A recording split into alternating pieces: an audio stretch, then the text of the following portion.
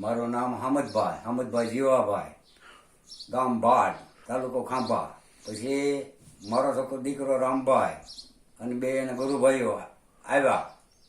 એટલે મને સમજાવવા મળ્યા, તમારે આવવાનું છે ને, આમ છે ને તેમ છે ને. મેં ભાઈ મારે આવવું નથી, મારું આખું ઘર બગાડી નાખ્યું, મારે ઘીરે આવવું નથી, તમે તમારી રીતે જાઓ, મારે ગુરુ જોતા નથી. પછી મને એવડે વ્યાથી મને શંકા થઈ, એટલે હું ત્યાંથી આવ્યો કે ભાઈ આ સત્ય છે કે ખરાબ માણસ છે જોવા માટે.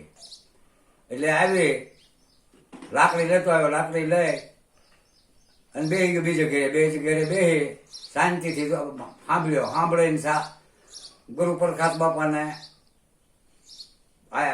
જાળી આવીને મેં જોયો ને ઘડીક ઊભો રહી ગયો. એટલે મને થોડોક હૃદયમાં બેઠું કે ભાઈ ના સત્ય છે. એટલે સાંજે મેં કોઈને કહ્યું નહીં. પછી ગુરુ પ્રકાશ બાપા બીજા ગયા કુંડલા ગયા. એટલે 10, 11, 12 વાગે મેં ફોન કર્યો. મેં કહ્યું ગુરુ બાપા તમે આવો, ગુરુ પ્રકાશ બાપા. એટલે મારે ગુરુ બાપા લેવો છે તમારી પાસે. મને સત્ય સમજાઈ ગયું છે.